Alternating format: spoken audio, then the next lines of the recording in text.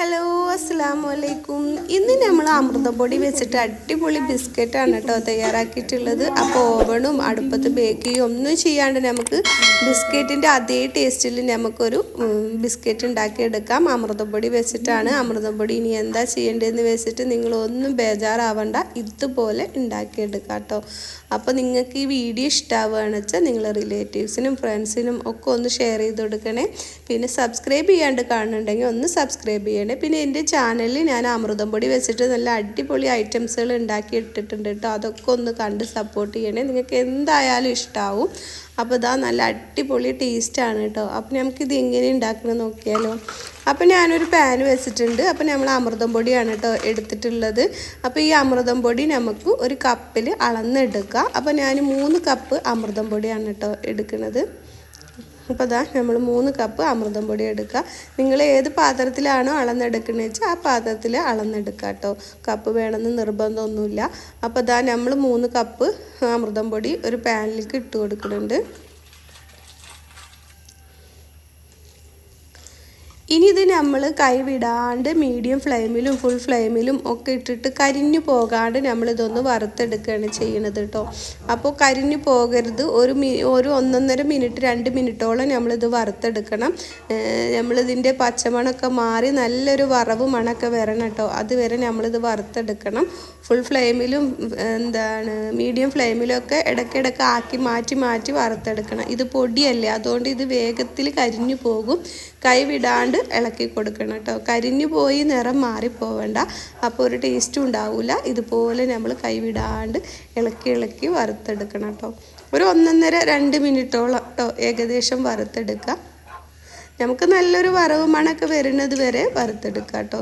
അപ്പോൾ ഇതാ ഇത് നല്ല വറവായിട്ടുണ്ട്. ഇനി നമ്മൾ ഇതിലേക്ക് 1 കപ്പ് തേങ്ങയാണ് ഞാൻ ചേർത്ത് കൊടുക്കുന്നത്. ചിരവിയെടുത്ത തേങ്ങ വേണമെങ്കിൽ 1.5 കപ്പ് വരെ തേങ്ങ നമുക്ക് ചേർത്ത് കൊടുക്കാം കേട്ടോ. അപ്പോൾ ഇതാ നമ്മളിതൊന്ന് ഇളക്കി കൊടുക്കുന്നുണ്ട്. അപ്പോൾ ഇതിൻ്റെ ഈ തേങ്ങയുടെ ഒരു പച്ചമണമൊക്കെ മാറി ഒന്ന് വരണം കേട്ടോ. നമുക്ക് ഈ ബിസ്ക്കറ്റ് എത്ര ദിവസം വേണമെങ്കിലും കേടുകൂടാണ്ട് നമുക്ക് ബിസ്ക്കറ്റ് ഫ്രിഡ്ജിൽ വെക്കാം കേട്ടോ. ഒരു കേടും സംഭവിക്കില്ല. നമുക്ക് കുട്ടികൾക്ക് കൂടുതൽ ഉണ്ടാക്കി വെച്ചിട്ടുണ്ടെങ്കിൽ ഇടയ്ക്കൊക്കെ അവർ ചോദിക്കുമ്പോൾ എടുത്തു കൊടുക്കുക. അതിനാണ് നമ്മൾ തേങ്ങയുടെ പച്ചമണം കളഞ്ഞെടുക്കുന്നത് കേട്ടോ. അപ്പോൾ അതിനോടൊപ്പം നമ്മൾ ഇതിലേക്ക് 2 ടീസ്പൂണ് വെളുത്ത എള്ളും 2 ടീസ്പൂണ് കറുത്ത എള്ളും ചേർത്ത് കൊടുക്കുന്നുണ്ട് കേട്ടോ. അപ്പോൾ ഇതൊക്കെ കടിക്കാൻ കിട്ടുമ്പോൾ നല്ല ടേസ്റ്റാണ്. അതേപോലെ നിങ്ങൾക്ക് നട്ട്സും ഇതിൻ്റെ ഇപ്പോൾ ഇട്ട് കൊടുക്കുക കേട്ടോ. നമ്മളിത് ലാസ്റ്റ് ഒന്ന് മിക്സിയിൽ ഒന്ന് കറക്കി എടുക്കുന്നുണ്ട്. അപ്പോൾ അതുകൊണ്ട് നട്ട്സ് ഒന്ന് ചെറുതാക്കി കട്ട് ചെയ്തിട്ട് ഇട്ട് കൊടുത്തിട്ടുണ്ടെങ്കിൽ നമുക്കൊരു ചെറിയൊരു കറക്കി എടുക്കുമ്പോൾ ഒന്ന് പൊടിഞ്ഞ് കിട്ടുകയും ചെയ്യും. പിന്നെ ഇതാ നമ്മളൊരു 1/2 ടീസ്പൂണ് ഏലക്കാപ്പൊടി കൂടി ചേർത്ത് കൊടുക്കുന്നുണ്ട്.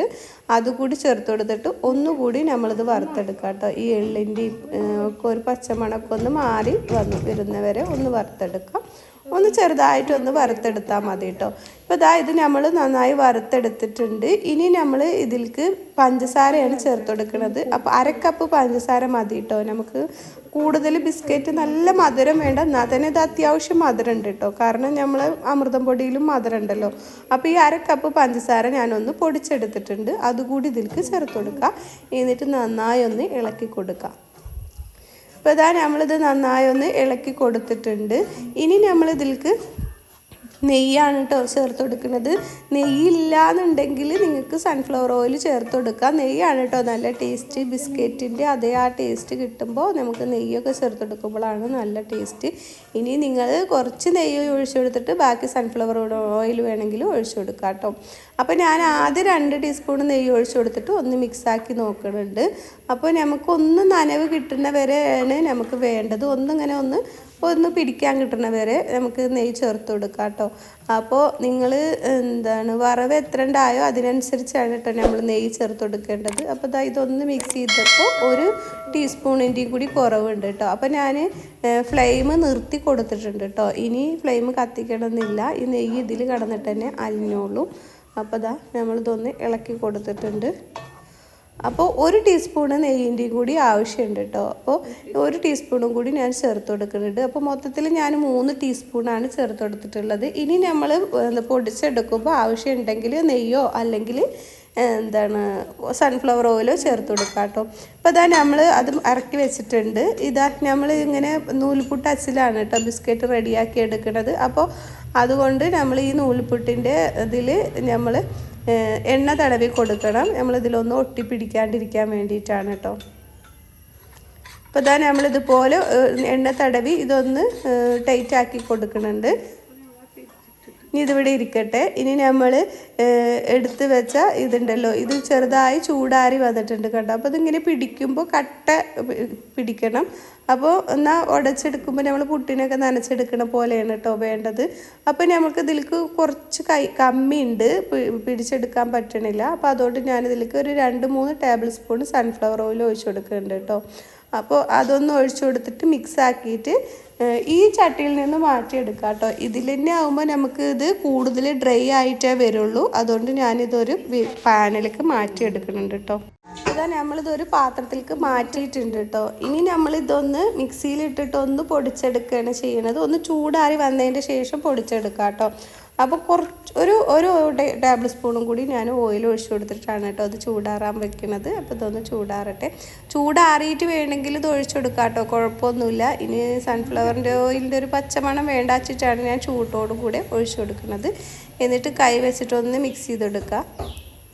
ഇത് നന്നായി ചൂടാറിയിട്ടില്ല, എന്നാൽ ചെറിയ ചൂടുണ്ടേനു കേട്ടോ. അപ്പോൾ ഒന്ന് ചൂടാറിയതിൻ്റെ ശേഷം നമുക്കിത് 3 പാട്ടാക്കിയിട്ട് ഒന്നിച്ചിട്ടിട്ട് പൊടിക്കരുത്, ഒന്ന് കറക്കിയെടുത്താൽ മതി കേട്ടോ, നന്നായി പൊടിച്ചെടുക്കരുത്.